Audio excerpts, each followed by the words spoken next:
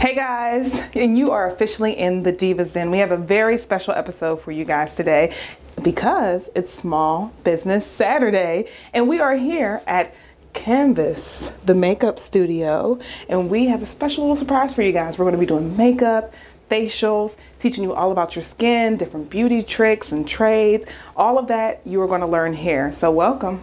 You are officially in the Diva's Den.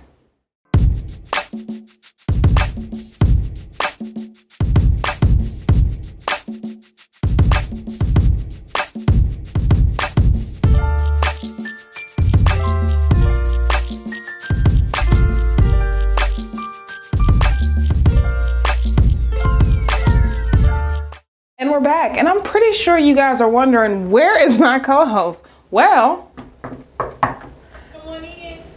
She's inside with no other than Jewel Unique. Come on in, guys. We got a lot to show you today. Okay, Jewel, so tell us a little bit about how you just prepped her face. So with all my makeup applications, skincare is very important. I always start with good skincare. So we did a double cleanse. We did a good tone. I always exfoliate. I know earlier, look, behind the scenes, we were talking about different exfoliators. For her, I used a chemical one, but can be physical. So physical is like when you have the little granules. Mm-hmm. You know what I mean? That's more of a physical exfoliant versus chemical, but the one I use on her was a little bit of both, so it helps to take off the dead skin. Mm-hmm. gives a really nice palette for makeup and things like that. Okay. So when you say chemical, like we're not talking about like this may like damage the face or dry it out. No, we're just talking about like your of course good chemicals to pretty much get the dead skin off. Okay. So you'll see it sometimes in your AHAs and your BHAs and different enzymes like fruit enzymes and things that they put in skincare to eat off the dead skin. Okay, got it. And what are we doing right now? Right now, I'm just priming. So after we've done like the little mini facial that I talked about, I'm just kind of prepping her skin because everyone knows for great makeup calls for great skin. So yeah, so right now I'm priming her eyes. I'm doing a little bit of moisturizer. We talked a little bit earlier and we talked about her skin. She told me she's combination. So I'm doing a little bit of something that's good for hydration because you should still hydrate even if you're oily, because that's it's the biggest myth. Everybody thinks because you're oily you're not supposed to hydrate.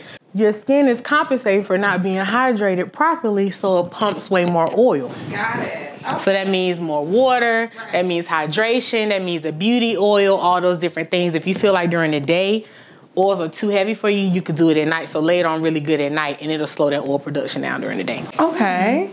Wow. And then I like to press when I'm putting skincare products on. Yeah, it's like a little mini facial. Are you enjoying yourself, Precious?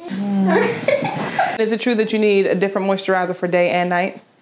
You can, especially if you're oily. Typically, people they don't want to be extremely hydrated during the day, so you can do like an oil-free moisturizer during the day. And at nighttime, you could do something that's a little bit more heavy, or we call emollient, like kind of really thick, so that kind of help balance out the oil production during the day. Do you need SPF? Yes. Okay. Oh, okay. Let me get to talking about SPF. Everyone should be wearing an SPF. Okay. Everyone. During the day, your skin goes into combat mode. So everybody's like, what? Yeah, so it fights off free radicals. Free radicals are pollution, lights, industrial lights, computer, anything you could think of, your skin is fighting. At nighttime, while you're sleeping, now your skin's repairing itself. Right. So again, you want to try your best to like help the fight during the day and put SPF on and things like that, and different SPFs for different things. So like sun rays, ultraviolet rays, and different things like that. So yes, everybody should be wearing the SPF. And I'm not just talking about your makeup. You should be wearing it in skincare too. I know a lot of people are sensitive to SPFs, so you can do different things. I know Peter Thomas Roth, you can find it in Ulta, I think, on his website. He has different types of SPFs. That's great. He has the powder. Clinique is really good. They have a really nice one. Bare Minerals actually has a really good one too. That's great for all skin types and skincare concerns that you really, because sometimes the common myth with skincare, with SPF is it looks white. Right. When you put it on. So a lot of those SPFs now are formulated for all skin types. So you can wear it without having that overcast or that pearl cast that sometimes SPF they can give you. For a quick day look, you probably want to do a pencil, but you know I'm a little artsy, so I'm just gonna show you the technique of brows. This is a pomade from Anastasia, the Dip Brow. So this, oh yeah, about that, honey. Oh yeah. Yes. So that's what I'm using for her brow right now, just to kind of give her a little long wear, because you know I don't know where she's going after this, you know.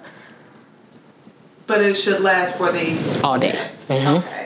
And then with the brush, what kind of brush are you using? Of course, I'm using the Anastasia brush. Look, let me do a little YouTube. Yes, do the YouTube. A little YouTube. Now, the number is 12, so this goes with the Dip Brow. And then for somebody who may not have an Anastasia budget, what's a good alternative? You know, you have the pomades from Tomato. Let me state that first before everybody get me. NYX or NYX, whatever you prefer. Look, because you know they be like, no, it's this. So whatever you prefer, that's a really good. It's a price conscious product, so you can kind of think about your pocket. You know what I mean? Okay. So I'm gonna show you. Look, this is all artsy. This is what makeup artists do. Then I'll show you what a pencil looks like on the other side. Okay. If you're gonna spend 5 minutes on anything, your brows are the first thing everybody look at. That frames the face. Everything else goes really fast.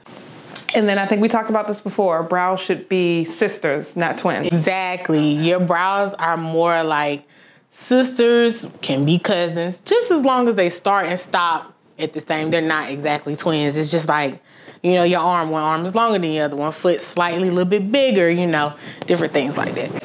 And for somebody just starting off, do you think the pomade is a good tool? No. Okay. Straight like that. Straight like that. You probably want to start with more of a pencil. So now I'm just gonna outline a little bit of her brow so you can just see, because you know I'm like a stickler for precision. So I'm just going in. I'm just going to highlight under the brow real quickly. And then everything else is gonna move extremely fast. Now, let's talk about this, because we've seen on Instagram where a lot of ladies have a concealer that is like 3 shades lighter, or it's almost on the verge of white and they're relatively of a darker tone. What is the rule here from a professional? All right, so what you currently speak of is halo brow. So what it's called is, what they do is they take a concealer which is extremely too light. And again, there's nothing wrong with considering what look you're going for. You just don't want to have the whole halo brow look. You want your concealer to help you clean up until you can get to the point where you can eye it really good.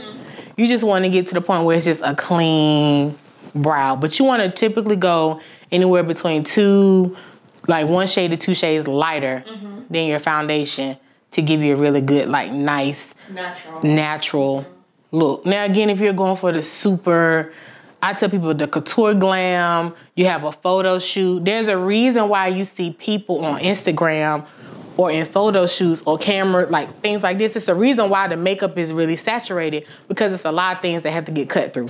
So there's lights you have to go through. There's all these different things that disappear. So that's why it appears to be heavier than what it really is. Everybody on Instagram really don't look like that. And trust me, when they cut the lights off, they don't look as perfect as those still pictures that you see.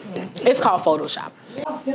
So then underneath the brows, are we blending down into the eyelid? Right, so you have basic features. So let me teach different parts of the eye. You have the actual, so you have the lid. This is, okay, let's look here. Let's zoom in. So close your eye for me. So this is the lid part. So open for me. So here's a trick. People think the crease is where the crease of your brow, where your actual eye is. The crease is the bone, meaning where you can feel the bone. So see the difference? This is the crease. Not where her eye creases, but the crease is actually where that bone is. So what happens is, a lot of people, what they do is they take shadow and they go right in that crease and make the eye look really small. You want to feel where that bone is, and that's your crease. So you actually are creating the illusion that your eye is going in. So makeup is all smoke and mirrors. All smoke and mirrors. So when you get into your career path and you start going with makeup, it's an evolution. When you first start, it's more like I'm just trying to get to know myself. I'm trying to find makeup, you know, so you play a lot. You do your makeup a lot, you know, different things like that. So then when you really get into the trade, it's like, oh, wow, wait, makeup really changes a person. It really, like, does something different. And then when you become an artist, you think backwards. So you're like, okay, her bone structure looks good. Let me think about all these things I want to do in my head before I even get started. So you kind of come up with the end result first, and then you just work your way through it. So it's kind of like I knew she had a lot of lid. You know what I mean? I could really play with some shadows. She has great skin already. So you want to put on a whole bunch of makeup. You want to actually play on the fact that she has beautiful skin. Different things. Yeah, you see it, right? Real smooth. Camera guy. Shout out to the camera guy. Okay, I'm real serious. I'm real silly. Don't pay me. So how did you get your start? True story. I always done makeup since a little girl. I know people always probably tell y'all this story with a violin, but no, seriously. Cue violin.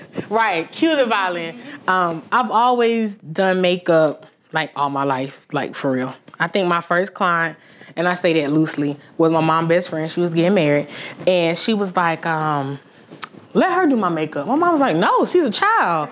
And so she was like, no, she plays with your makeup every single day. Let her just, you know. And it was just like some powder and a blush. And ever since then, I've been addicted to makeup. Like, shoe store, I don't know if y'all remember, Avon was in a blue package. Yeah. Right? And if your mama had it really long, like you wouldn't even know it was Avon in the front, and it had like these silver, like literally, I still have that blush to this day. Like, still have that blush. I mean, I don't use it, use it. But I still have that blush. Like, I just always play with makeup. Always. So it's just been something destined. You know, I went to school. Like I was told, shout out to the illustrious Louisiana State University for, you know, in honor of my grandma, because she was like a stickler on education. And even then, I did makeup there. I did a dance girl's makeup. I did sorority makeup. I did brows, arching brows when I know what was supposed to. Fresh me at $7, jewel room, you know. So I've always been in love with makeup. Always. I mean, well, it definitely shows, you know. And I mean, even as careful as you're paying attention to every little piece and aspect of her face. Yes, it's important to tell a lot of artists, when you're doing makeup, think about all the things that people forget. They typically forget about the neck, they forget about the ears, they forget about all these different things, but you want to have your client look like one complete palette. So that's why I always teach or preach, as they say, that you want everything to be one complete uniform canvas. And why go with a liquid opposed to a powder, especially for a 20-minute look? I think it's all preference. For her, she doesn't need a whole lot. Powders typically tend to, when you build a powder, it tends to look powdery. Versus a quick liquid, it can give her an even skin complexion, and she can be on the go, like really quick. I love to tell clients, tilt your head up for me, get underneath. I love to get on top of the lips, nose area. You always want to kind of step back and assess your work to make sure she's even.